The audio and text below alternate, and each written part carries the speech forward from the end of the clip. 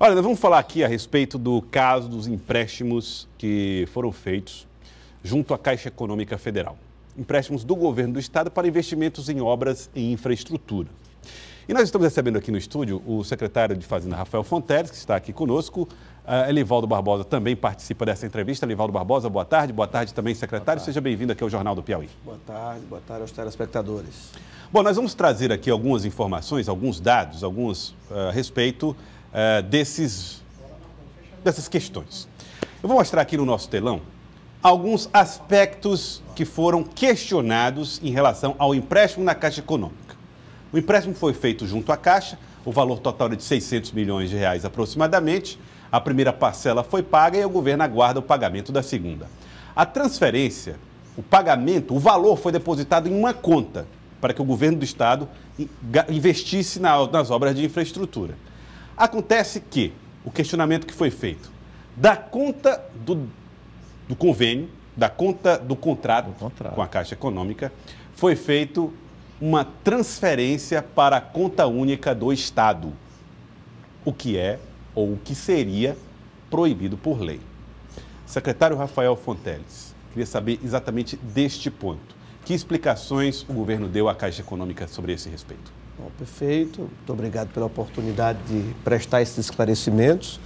Nós fizemos a defesa junto ao Tribunal de Contas e à Justiça Federal na última sexta-feira, porque na quinta nós fizemos a prestação de conta dos recursos e agora os magistrados irão comparar, os dois relatórios técnicos, um feito pelos técnicos do Tribunal de Contas e outro feito pelos técnicos do governo, dentre eles auditores da Secretaria de Fazenda, analistas da Secretaria de Fazenda, Secretaria de Planejamento, os procuradores do Estado.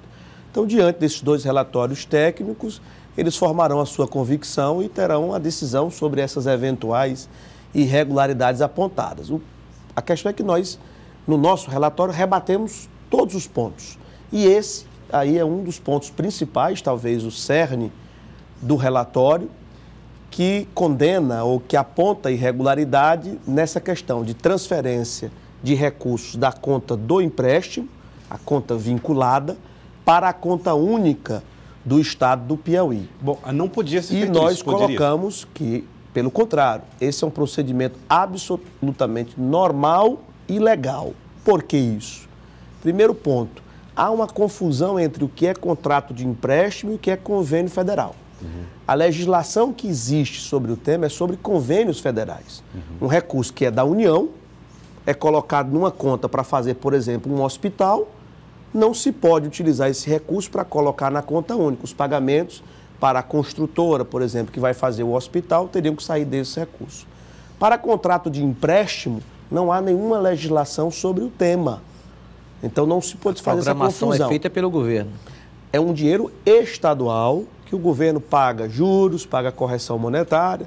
O governo, eu digo, o povo do Piauí, taxa de administração, e utiliza esses recursos para cumprir o que está no objeto do contrato, Joelson, então, por esse que seriam as obras. Tá. Então, primeira coisa, e por que há necessidade de passar pela conta única? Não poderia ter sido feito direto da conta vinculada?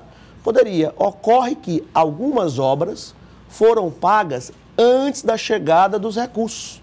A gente não poderia esperar chegar os recursos. Normalmente há uma burocracia nesse desembolso, que é normal, mas as obras já estavam em andamento, até porque nós já tínhamos a carta consulta aprovada, a Secretaria do Tesouro Nacional já tinha aprovado, então nós antecipamos. Quando o recurso chega, se coloca o respectivo valor na conta única e se faz depois as anulações contábeis para poder justificar que essa obra foi paga com esse recurso. E tem mais. Foi pago com que dinheiro, então? Já o recurso do empréstimo. Não, antes, o primeiro. Antes recurso do dinheiro. Tesouro, por isso que ele tem que ressarcir o Tesouro. E se tinha recurso do Tesouro, para que o empréstimo, então, secretário? Porque a obra aconteceu antes. Eu não poderia esperar, até pelo princípio da eficiência, Joelson, esperar esse recurso chegar, o governo ia pagar encargos moratórios, o governo ia atrasar as obras que a população clama. Veja o caso dos cerrados piauienses, nós estamos vivendo uma situação difícil com estradas muito ruins. Se a gente tiver dinheiro com condição de fazer, a gente vai esperar ou vai antecipar? Mas se tinha recursos nos cofres públicos, Então, para que fazer um empréstimo com juros se nós tínhamos o dinheiro em caixa? É só uma antecipação, exatamente, você colocou. Eu antecipo, porque em algum momento eu tenho um recurso aqui. O dinheiro do empréstimo vai chegar daqui a 30 dias, 60 dias, 90 dias.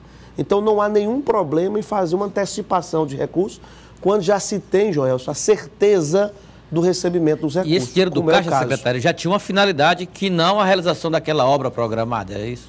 Não, a questão da troca de obras, eu colocar uma obra que estava num município, em outro município, trocar uma rodovia, isso é absolutamente normal e não há questionamento com relação a isso. Ocorre que as obras já estavam acontecendo.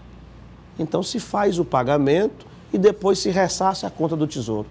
E tem mais, Joelson, uma coisa muito importante. A conta mais auditada do Estado do Piauí é a conta única. Então, como é que eu vou alegar falta de transparência se a conta mais auditada, que qualquer cidadão, ainda mais os auditores do TCE, tem acesso a isso? Então, não há que se falar em hipótese alguma em ilegalidade, nem em irregularidade e muito menos em falta de transparência. Outro esclarecimento. Então, o nosso rebate técnico com relação a isso, e que a gente está explicando aqui para o grande público através da imprensa, que também merece ter os devidos esclarecimentos, a gente considera que esse rebate técnico muito bem feito pelos técnicos do governo, ele anula esse, que é um dos pontos, não é? Na minha visão, um dos pontos que chama a atenção, porque, de fato, se cria uma certa suspeita, uma certa dúvida, quando você não tem a explicação de vida. Então, importante a gente colocar isso de forma clara, objetiva e, principalmente, fundamentada na legislação e nas práticas contábeis comuns. Tem mais uma coisa, João. Esse procedimento já foi feito em todas as outras operações de crédito anteriores. De empréstimos, né? E sempre as contas foram aprovadas. Se a gente vai fazer uma mudança em relação a isso, a gente tem que ter uma mudança legislativa, normativos, regulamentos, que passem a dizer, olha, agora vai ser assim. Mas até hoje nunca teve. Por que somente agora? Por que somente agora? Então é mais um argumento importante na nossa defesa. Outro ponto atacado, eu queria pedir aqui que nós fizéssemos, é a reversão de fontes. Esse foi um outro ponto que foi tratado em relação ao dinheiro que chegou da Caixa Econômica da primeira parcela desse empréstimo, cerca de 300 milhões. O que se questionou em relação à reversão de fontes, a mudança das fontes de origem do dinheiro? Esse é um assunto complementar ao primeiro. No momento em que eu faço o ressarcimento, né, de uma obra que foi paga antecipadamente, só que ela foi empenhada na fonte Tesouro. Quando eu faço o ressarcimento, para fazer o link, né, a ligação com a operação de crédito, eu tenho que reempenhar na fonte da operação de crédito, justamente para contabilmente eu poder fazer a alegação. Esse dinheiro aqui, que voltou para a conta única, ele foi para esse pagamento. Aí se falou muito nos meios de imprensa, algumas pessoas que eu só acredito que possam ter falado por maldade, que havia duplicidade de pagamentos ou duplicidade de notas. Jamais houve isso e jamais haveria isso. O que há é apenas a operação contábil de anulação do empenho na fonte zero para reempenho, utilizando a mesma nota fiscal, o mesmo objeto, o mesmo pagamento na fonte 16. Para justamente quando chegar a fase da prestação de contas, que foi a que a gente chegou agora, ficar claríssimo a correspondência entre os 307 milhões recebidos e os 307 milhões gastos. Então, senhor secretário, para a gente deixar um pouco mais claro, o Estado do Piauí ele arrecada dinheiro com seus impostos, com seus tributos. Quando tira desse dinheiro da arrecadação do Estado para fazer pagamentos de qualquer obra, serviços, o que quer que seja, aí especifica-se lá fonte zero. Exato. Porque está tirando fonte do dinheiro do Estado, da arrecadação do Estado. Dos tributos estaduais e do FPE. Quando é um pagamento, por exemplo, com recursos do Fundeb, seria fonte 15. Quando é com recursos do FECOP... Cada número identifica uma origem do dinheiro. Uma origem, justamente por quê? Porque a legislação estabelece objetivos para cada fonte. No caso da operação de crédito, são essas obras. Então, eu tenho que fazer o link com essas obras. No caso do Fundeb, não é qualquer despesa que pode ser paga com o Fundeb. Tem que ser despesas com as escolas, pagamento de professores da ativa, mesma coisa do SUS, mesma coisa do FECOP, mesma coisa. O único dinheiro que é totalmente, digamos assim, livre para pagamentos diversos é o recurso da fonte 100. da fonte Tesouro Estadual. Que aí você então, pode usar de maneira mais livre. Mas pagamentos em duplicidade, alterações de notas fiscais, como foi colocado, isso não existe. É importante a gente fazer esse esclarecimento, porque às vezes fica o dito pelo não dito e não há. Então, além da defesa ter sido feita tecnicamente, a gente está vindo a público explicar, não é, esses detalhes principais para que a população tenha todo o conforto e segurança, como vai ser atestado. Como eu disse, os magistrados serão submetidos a 2 relatórios completamente antagônicos, ambos feitos por equipes técnicas extremamente competentes. E eles vão ter que tomar a sua decisão. Eu até cito muito aqui, lembro um caso emblemático, Joelson, o caso recente do Fundef da Prefeitura de Teresina. Lá nós tivemos um relatório dos auditores do Tribunal de Contas, pode até que sejam os mesmos auditores, talvez, extremamente contundente, muito mais do que esse agora. A Prefeitura de Teresina, no momento que se abriu para o contraditório, fez uma brilhante defesa e conseguiu reverter esse relatório, ou seja, a decisão dos magistrados, tanto na Justiça Federal quanto no Tribunal de Contas, a favor da Prefeitura de Teresina, que tinha feito tudo corretamente. Então, é óbvio que os auditores têm que fazer o trabalho dos achados de auditoria. É aquela coisa, estão procurando o que pode haver realmente de erro. E eles estão certos em apontar as versões deles. Ocorre que o contraditório, eles tiveram vários meses, por exemplo, para fazer esse relatório. Nós tivemos 5 dias. Certo. E em apenas 5 dias fizemos, na nossa visão, um relatório robusto e que rebate simplesmente todos os pontos. E esses relatórios são os pontos de partida, né, na verdade. Exato, vai ter toda a análise. Como eu disse, olha, a questão ela é técnica. Há um momento eleitoral, um momento político e tudo. Eu não estou discutindo. Mas dentro da própria discussão técnica, não existe uma só versão. Você tem a versão dos técnicos, você tem a versão do Estado, você tem a versão do Ministério Público, você tem a versão de cada conselheiro que vai formar a sua convicção. E eles também são técnicos, experientes e têm todo o direito, né, de divergir, de concordar parcialmente e tal. Então esse processo vai acontecer. Então esse caso da Prefeitura de Teresina, na minha visão, é um caso emblemático e que nos deixa bastante confiantes, dada a robustez desse nosso relatório, de que todos os pontos serão rebatidos e superados. Um outro ponto, o risco de desvio de finalidade, que é você pegar um dinheiro que foi disponibilizado para comprar determinado objeto ou fazer determinado serviço, você pega o dinheiro e bota para fazer outra coisa. Esse risco também foi questionado. Qual foi os argumentos? O relatório sempre falou em risco de desvio de finalidade, né? Algumas pessoas, como eu disse, maldosamente, falam até em desvio de recurso, uma coisa que não tem nem cabimento, não está nem no relatório.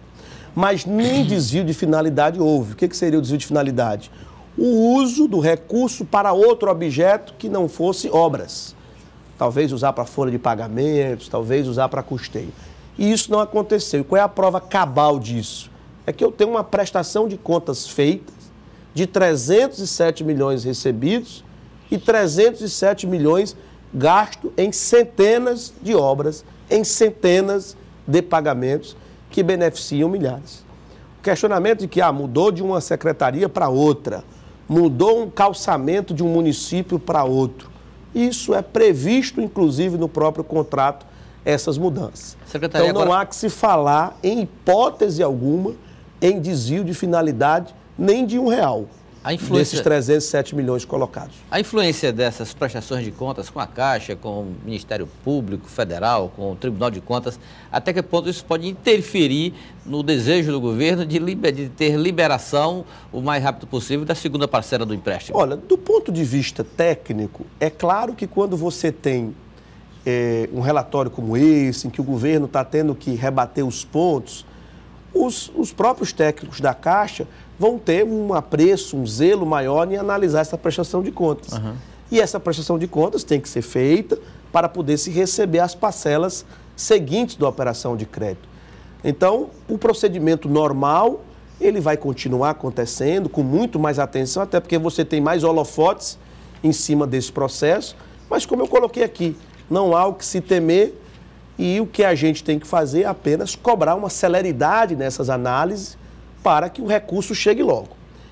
Se há alguma pressão do ponto de vista político para essa liberação, como aconteceu no final do ano passado, quando o ministro Marum colocou de forma clara para uma televisão ao vivo de que não iria liberar operações de crédito se não votassem a favor da reforma da Previdência. Isso foi, inclusive, o objeto que gerou a ação do governo do Estado no Supremo Tribunal Federal, a qual nós fomos vencedores, e por isso que o contrato foi assinado 31 de janeiro. Eu não acredito que se continue insistindo numa pressão política dessa natureza. Porque se tiver, nós de novo venceremos na justiça.